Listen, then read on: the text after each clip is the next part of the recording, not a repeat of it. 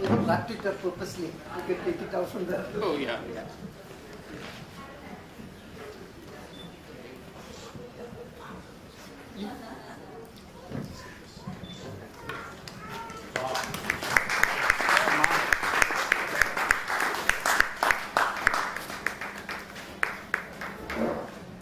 But Ashish and I go back a long time. There's Bitu over here, I noticed. So we've all been colleagues, occasionally in confrontation, but most of the time working together with Greenpeace India.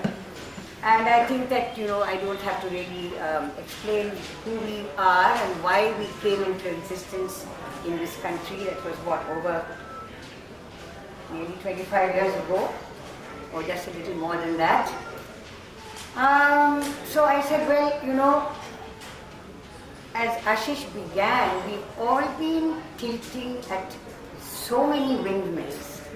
And sometimes one is sort of lost in that forest of windmills, because I get the sense that all one has been doing is resisting, protesting, fighting, wanting to turn the clock back, to get back to some sort of utopian era. You've used that word quite a lot today.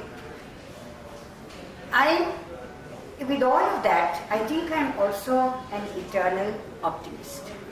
I do not believe that anything is actually too late. I think that there is more and more evidence that actually each one of us has got a huge amount of work to do. And I'm assuming that that is what all these different amazing names who have contributed to this book are talking about. But I want to get back to something just basic and very, very down to earth. Because I believe that, especially when you're, in this kind of a wonderful environment, surrounded by books all around us, I go back to my own learning, which actually happened when we moved out of a lifetime in urban India. My husband was in the service, so we moved all over the country, but primarily these were urban, comfortable locations. Yes, we queued up sometimes for water, but we didn't have to face what Cape Town is apparently facing. And in so many ways, I believe that we, like many of us here, actually live in a very different reality. And it's just having moved back to living in a village for the first time.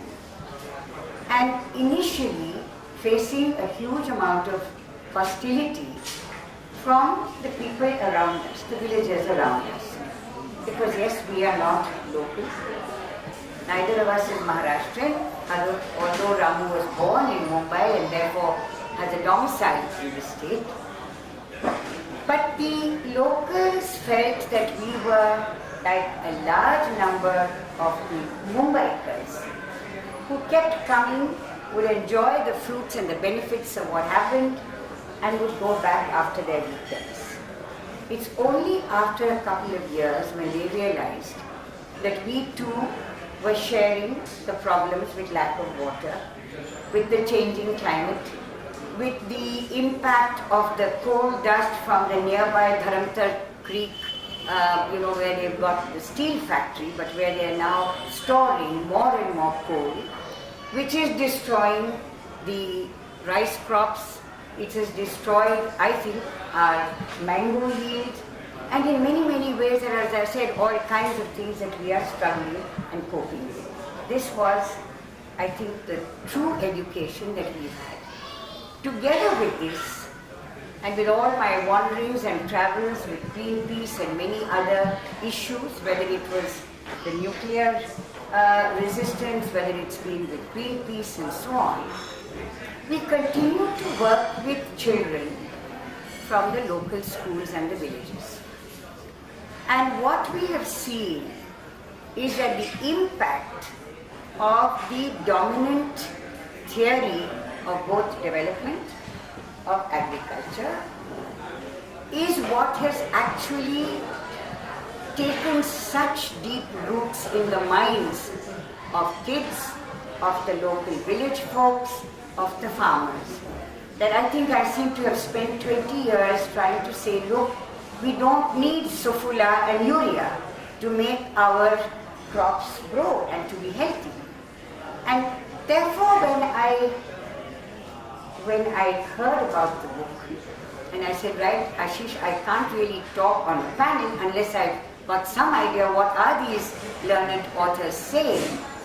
So Dinesh, is it Dinesh? Manish. Sorry, Manish. Very sweetly sent across the soft copy on email.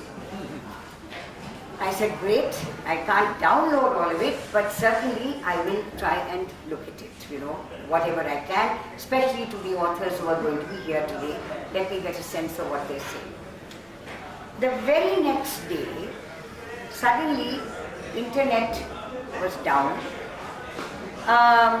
When I rang the local exchange, this poor, hard-put guy at BSNL said, Madam, मैं क्या करूं?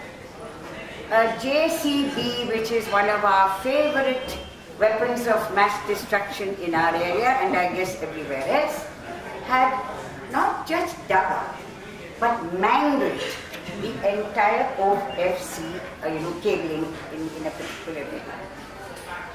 Till today, I don't even know whether we got our internet back. But this is just by way of a metaphor of our times. Here I thought that I would come, having read, having dipped into and get an idea of what is being said. I couldn't open it, and I therefore have no idea. And in a way, that's been a great unshackling, if you like, because then I don't have to be conditioned by maybe some of the thoughts and the ideas which are here. And the first thought that came to my head was, if India is going to be unshackled,